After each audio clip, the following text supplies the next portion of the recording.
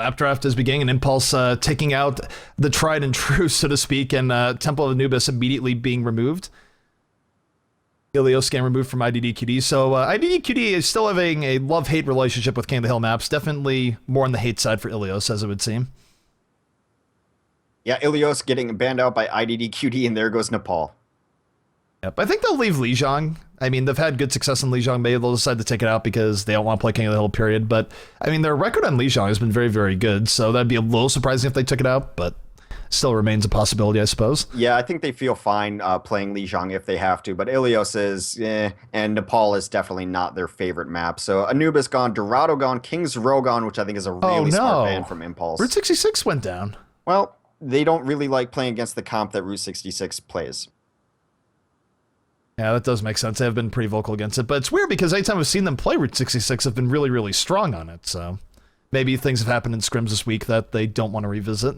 There goes Gibraltar as well. Gibraltar been a point of contention for a lot of teams lately because of that crossfire defense in the hangar. It's a map where essentially you're always getting to that phase. No team really gets shut out. Look at this. We're guaranteed either Volskaya or Lijiang here. Well, my guess is that would be we getting Lijiang of the two. I would very much imagine the last ban, of course, comes down to IDDQD, so maybe not. I know Volskaya is an okay control point map. It's better than the other ones, so to speak, but it does get banned. Wait, no, it did not. All right, Hollywood gets banned. All right, so we have a best of 3 semifinal here with both Volskaya and Lijiang Towers on deck. Why not? I think IDDQD is going to try to take this in 2, so they ban out Volskaya first, hoping to not go there, but Numbani or Lijiang. Lijiang, of course, King of the Hill, but it is IDDQD's strongest King of the Hill map. Yeah, I mean, I wouldn't be surprised to see Impulse LM ban out Lijiang and go to Numbani here, but I mean, I don't know. I could make good arguments for either map. I would not be surprised by either, and we'll just see where Impulse LM decides to bring it to. But they are going to take out Lijiang, and Numbani will be the first map for our semifinal. Smart bans to take out some of the early early payload maps that IDDQD is so good at. Dorado is IDDQD's favorite map or best map according to them. Their Hollywood defense is insane, and their King's Row defense I can't even say enough about. It is unbreakable for the most part. So Numbani is maybe one of their weaker payload maps, but not really a weakness. Yeah, I mean, Numbani, it's an interesting map, too, because you think back to IDDQD historically, they were one of the first teams to really show us some incredibly fast times with double orb comp. Of course, times have changed and that comp isn't quite as good anymore. Did get nerfed, teams aren't favoring it quite as much, so you see less of it. But at times, IDDQD has been pretty aggressive with even just a single Zenyatta. Chipsagen knowing his limits, going up there with Pluppy and trying to make space as you move forward on Numbani. Yeah, Chips' play has just been phenomenal. I watched him play a little bit yesterday, and I mean, I just mentioned in chat, Chips is just so effing good. I can't believe it. Everyone agreed with me, probably playing the best support overall in the game right now. We talk so much about Mendo and Pluppy, and with good reason, but everyone on the IDDQD roster has been playing out of their mind lately. Hex, say something again. I think the Comcast Nation was attacking, but it looks like it recovered a bit towards you. I was just saying IDDQD is pretty good. All right. You're no longer Mr. Destructoid. You are now a normal. I mean, you are really just fading out for a moment, but we're good. That's all right. Well, I think I'm back, hopefully. It is storming out here, but we'll see how it goes. It's snowing. It's snowing in Chicago. I thought we were done with this. Hey, look, you're in the upper Midwest, man. It isn't May. You're not done with snow yet. And even in May, you can still get a snowstorm, so. Yeah, I remember I first moved to Wisconsin. I think I was 7 or 8, and it snowed in June. Maybe. Like, it was just, yeah, Wisconsin. Yeah, good old Wisconsin. Of course, I'm up in Minnesota, so definitely no stranger to all sorts of ridiculous winter shenanigans. I mean, snow in May? Why not? Snow in October? Also, why not? I mean, you think about it, that gives you a very, very short window of time in the year where you don't actually have snow, depending on what year you're in. Yeah, that's why the Midwest parties pretty hard in the summer. Everyone's outside. That's why you see shorts, all the way through November. People just don't want to give up the ghost to winter just yet. Ghost to winter or ghost to summer? Well, give up the ghost to winter. Okay. Yeah. I think that's a sentence. I don't know. English is my 8th language, clearly. So, both teams are about to be ready. We're going to be getting into map number 1. This is our semifinal, IDDQD versus Impulse 11. IDDQD looking to defend the crown, keep up their streak of wins. Impulse 11 looking to shatter that and show that they have truly arrived here on the Overwatch scene. So, see just what each team has in store for us here. Uh-oh. We've gone all day without crashing, but... Nope, haven't crashed. We're good. Still in there. So, taking a look at the defense here as it rolls out for Impulse 11. We're going to have Hysterica on the Symmetra, Zebosai on the defensive Widowmaker, Rib on Lucio, likely on Mercy, Nevix on the Soldier 76, and IDDQD, the player, going to be the final piece as Tracer. Yeah, I just got back in. Huzzah. So what are we going to call IDDQD, the player? Because this is going to get very confusing. This is going to get very, very confusing. I mean, IDDQD, the player, versus IDDQD, the team. I don't know. We just call him Cutie? I think we just end up winging it, and this we're gonna have to go as we may. I mean, it's not quite as bad as the Maidong fiasco of Beta 1, but fiasco. That was the best part of Beta 1. On offense, though, we have Mendo coming out as Tracer. Chips is gonna be playing Zenyatta. Nabridgebup, I know his name is Never Give Up, Never Give Up. To us, he'll always be Nabridgebup. Internet Hulk on Symmetra, Pluppy on Genji, and Coco on Zarya. Yeah, so seeing a little bit more Zarya getting used here. IDDQD favoring it a little bit more in their offenses. And we'll see if they can take this on the first offensive push or not. You know, in terms of saying good times, I mean, forget the obvious part on that, oh yeah, first push, of course it's quicker.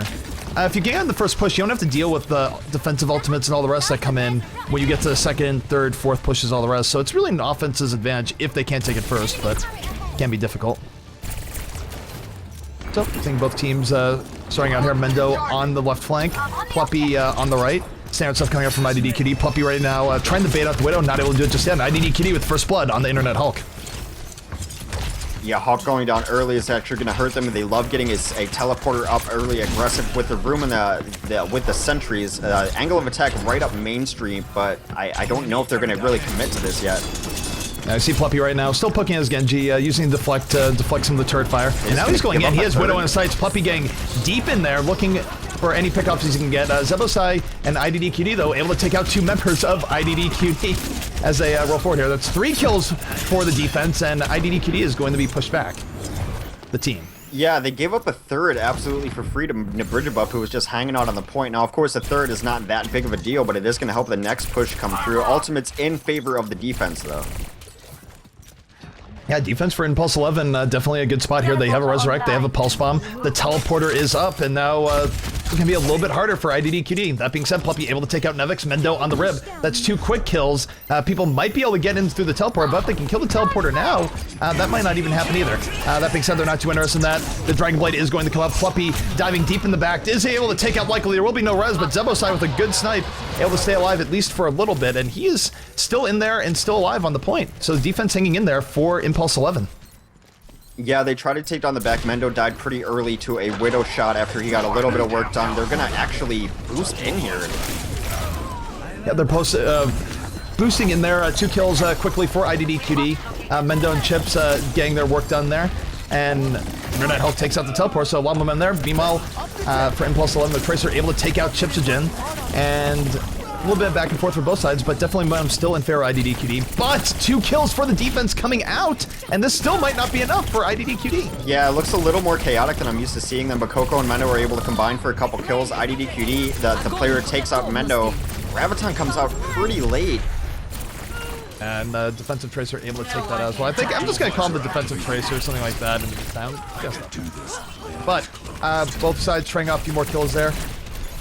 2 kills for both sides as the offense tries to make something happen here.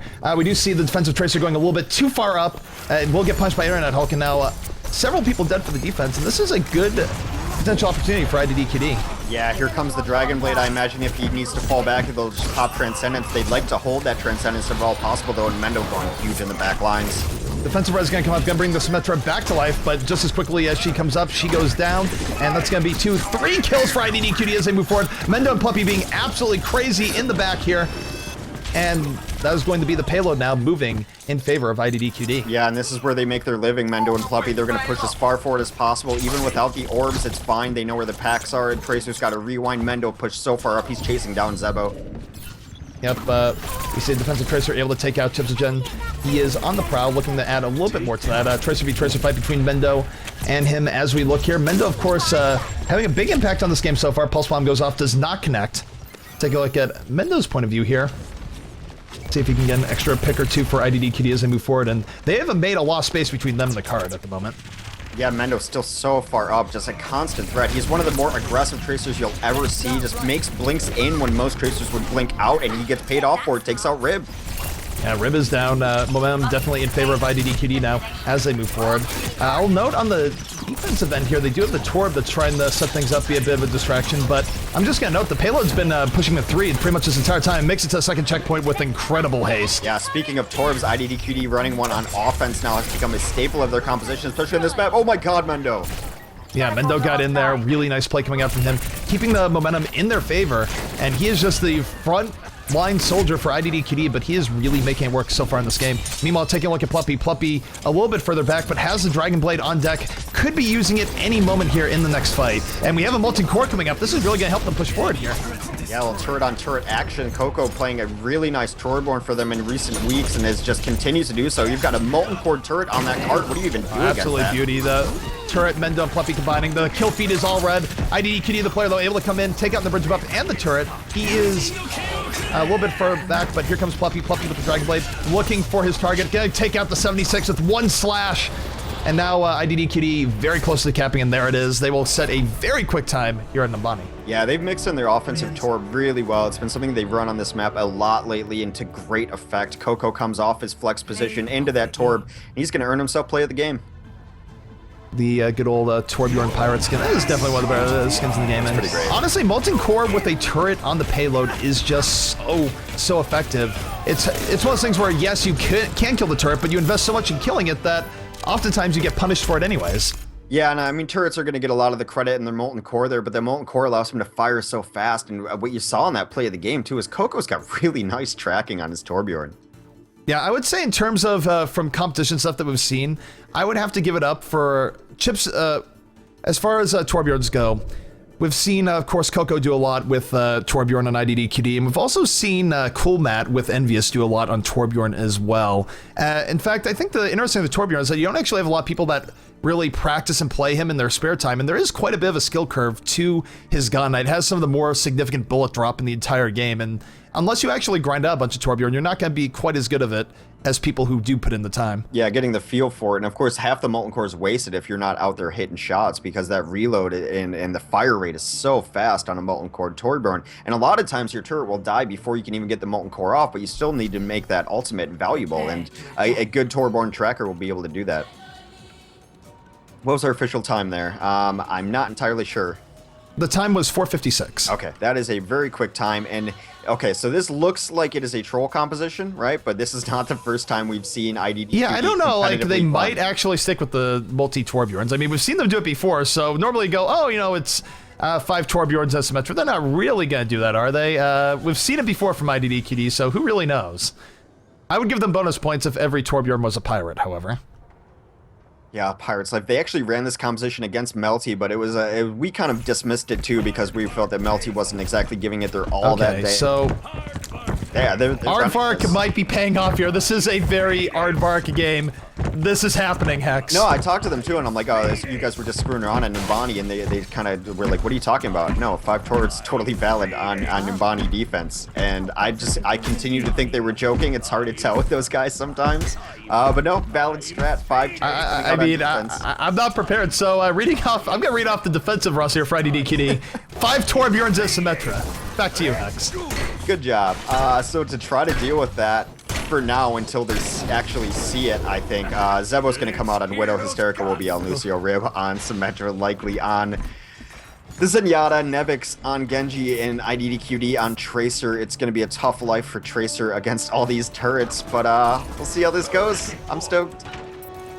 Definitely. So, 3 seconds left. The timer is about to start here. 1 second remaining. 4:56 on the clock, and we're going to see if Impulse 11 can bring this forward or not. But they're gonna have to watch out for all this Aardvark. Yeah, right now they just have to be thinking, what the hell is happening here? Yeah, I mean, like I said, we've seen it before, and they're actually not having too much trouble getting through this so far. They've picked off a few people. They've taken out a few turrets, but it's kind of hard to get through all these turrets. I mean, the Torbjorn's going to sort of retreat back into more turrets, so I don't even know. No composition changes as of yet, though, from Impulse 11. I mean, you're probably not prepared to face this composition. Yeah, I mean, honestly, a more tank-heavy approach could be the way to go, especially if they can get in before Molten Core comes up, because if all these Torbjorns start getting Molten Core, that's actually going to be a real pain to get through, especially if they chain it out intelligently. Puppy able to take out Zebosai there. Some well-placed rivet gunfire. And this is also the most confusing thing in terms of kill feed, too, because a lot of things are dying, but it's mostly turrets right now for the defense. Yeah, I mean, I don't know what to tell you. Tips again did go down, though. A real Torbjorn went down. We do see Puppy here in the back does have Molten Core up and ready. Our offensive Transcendence comes out, so that's going to help them for now, but Puppy very close to getting Molten Core out on this turret. We'll have to deal with Nevix, though. Nevix coming in. And the offense is breaking through this Aardvark defense of IDDQD. Yeah, that is definitely going to be first point cap, and now here comes the competition switches. Chips will go on to Zenyatta, Mendo, and Pluppy come up as Tracer. Nabridgebup will be on Lucio. Hulk stays as Symmetra for the time being. Coco stays on the single Torbjorn. Yeah. So, I mean, that is interesting with the multi-Torbjorn defense. I don't think it bought them as much time as they were hoping for. No, 4 minutes left, though, so they're just going to try to get a ton of Tracer kills, I think is the strat now. Yeah, team-wise, it's actually a little bit less than that. It's more 308 that's left on the clock, okay. So they're going to have to move pretty quickly here if they want to end this. But we have seen teams make some incredible haste on this map, so we'll see how it goes. Meanwhile, we still have a Torbjorn, by the way. Coco's still repping the Torbjorn, although Nevix going to dispatch him in short order. The one true Torbjorn remains. He does have Molten Core up and ready, so I doubt you'll see Coco switch off of that in the future. Yep, offensive sound barrier coming out. Meanwhile, Nevix slicing dicing, able to take out Nabridgebup up there, looking for another target. Not able to find it just yet. Is going to go in, takes out Mendo, so Nevix on the prowl now, making the plays happen, and the payload is moving, and IDDQD, I think, has to be a little bit careful here. Whether it be hubris or not, the Torbjorn strategy could really cost them. 2 minutes and 24 seconds remain for Impulse 11. They can definitely end the map in that time. They're going to fall all the way back. And even though they switch up the compositions, they got almost zero work done on Mendo and Pluppy on Tracers. They did do enough damage to get the Pulse Bombs charge up, though, so we could be seeing a shift here momentarily. Definitely. So, we see Mendo coming in. Mendo and Pluppy both fully charged up on the defense. They have Pulse Bombs. They can really delay the offense here coming out. One stick is out for Mendo. Takes out Hysterica. Meanwhile, Pluppy coming in with another Pulse Bomb. Takes out Likely. Pluppy and Mendo absolutely cleaning house. 4 kills for them so far, and they're going to push Impulse 11 all the way back to their spawn. Yeah, and this is where they like to live on the double Tracers. They want to hang out right outside of your spawn. They have absolutely no fear doing it. Let's see if he can win this one-on-one versus Genji. I'm trying to remember. I think it was actually against Reunited, or I want to say Reunited. Maybe it was a different team where we saw a really, really long defensive hold here from Reunited on this last point. They are no strangers to a good defense on the last point. Yeah, IDDQD actually carried this last point on defense when Mendo had enough of getting sniped, switched to Widowmaker, and just absolutely took over the game from there. Yep, so Mendo able to take out Likely there in the back. IDDQD takes out Tipsogen. Both teams 5v5 here. We could see a Molten Core come out, and there's the Molten Core.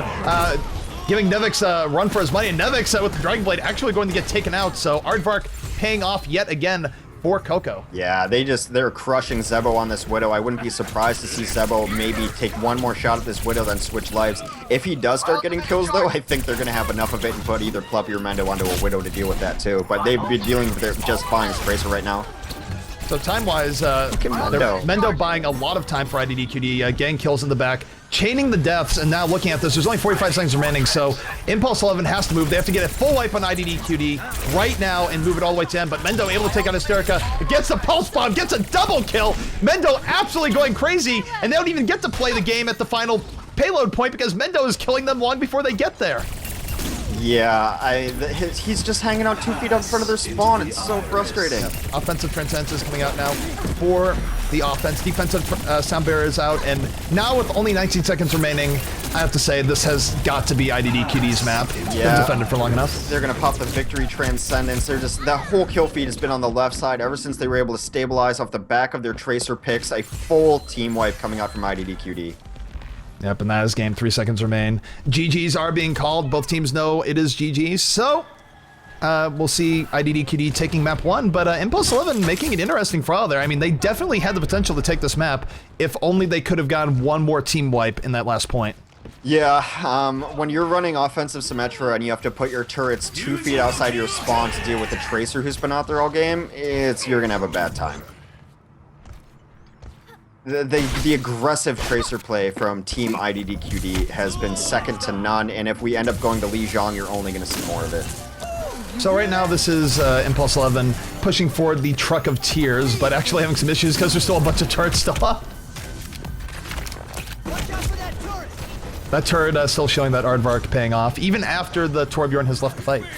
Oh, let's break it. Yeah, Coco wants to BM here, he could molten core it. That would just be all sorts of not fun. But, and I wonder, speaking of Molten Core, I wonder if Coco actually got to play the game with one of those Molten Cores. He definitely had several good ones over the course of the game. Also, wouldn't be surprised if it was Nevix.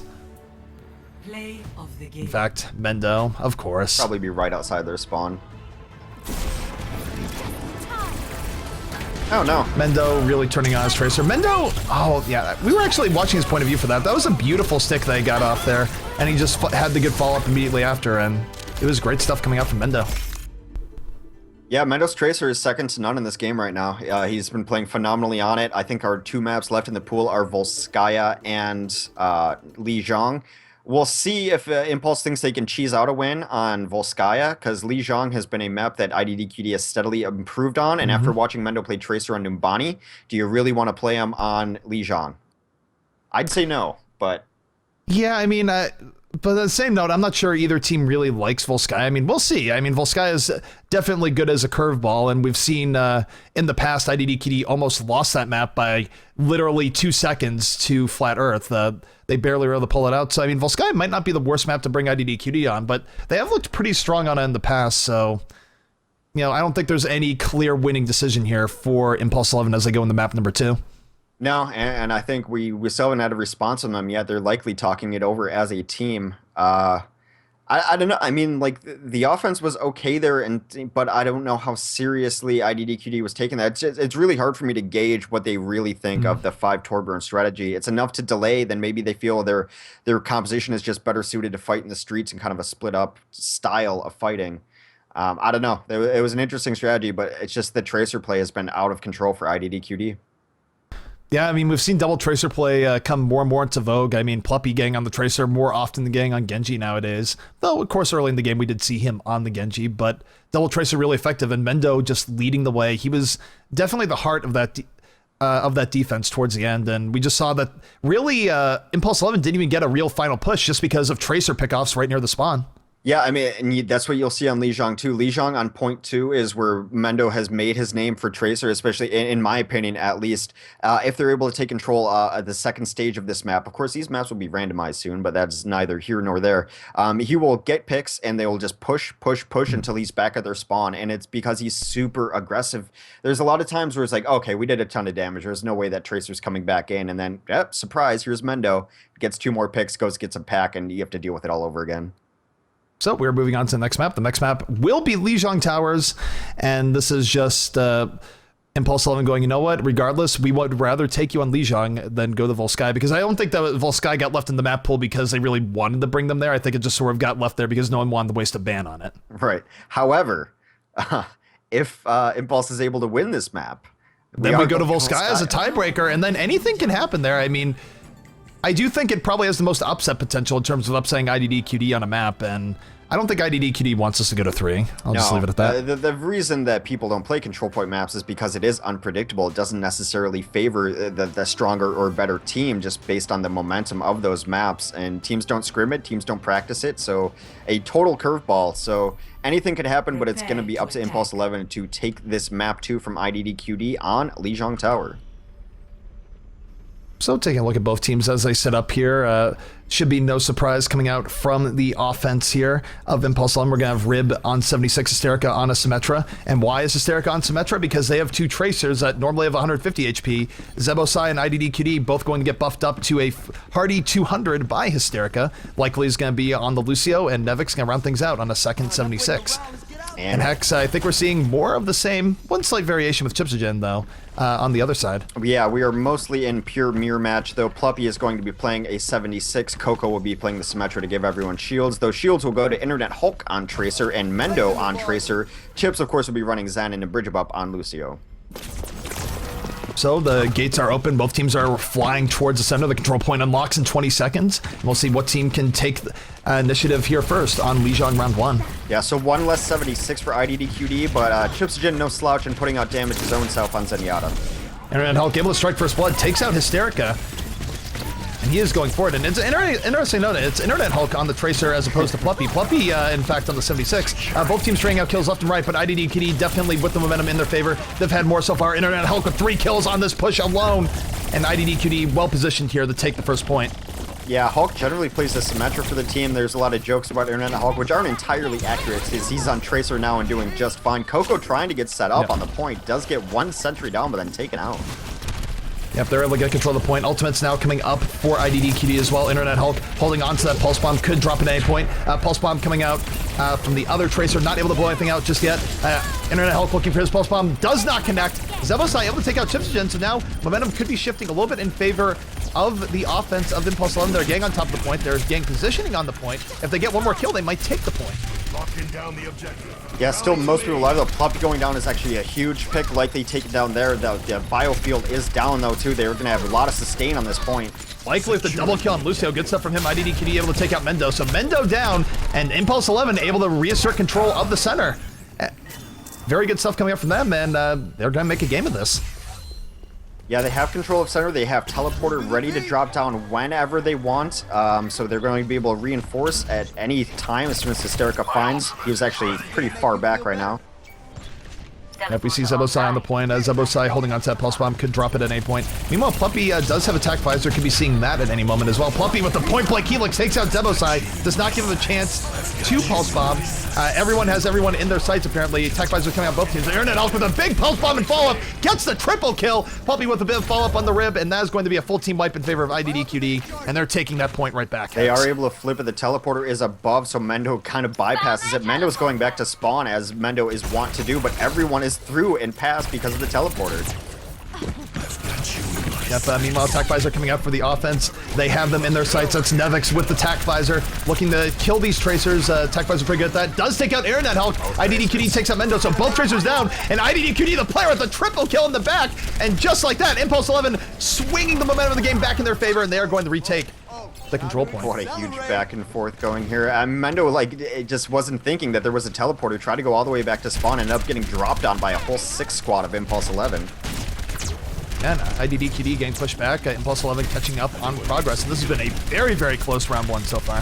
Take a look at Nevix's point of view. Nevix keeping good poking. IDDQD able to take out the bridge up, so 65 in favor of that. But Mendo comes in with a huge bomb. That's a double kill for Mendo. Now Mendo on hot pursuit, has Symmetra in his sights. Symmetra very, very likely to die here. And in fact, Mendo changing targets, going back to the point, takes out the Tracer of IDDQD. Moving forward, Symmetra is still in huge danger, is going to get taken out by Internet Hulk. And just like that, IDDQD bringing it back over. And though Impulse 11 was ahead in progress, IDDQD very quickly going to shift that back in their favor. Yeah, this is one of the most back and forth King of the Hills we've ever seen.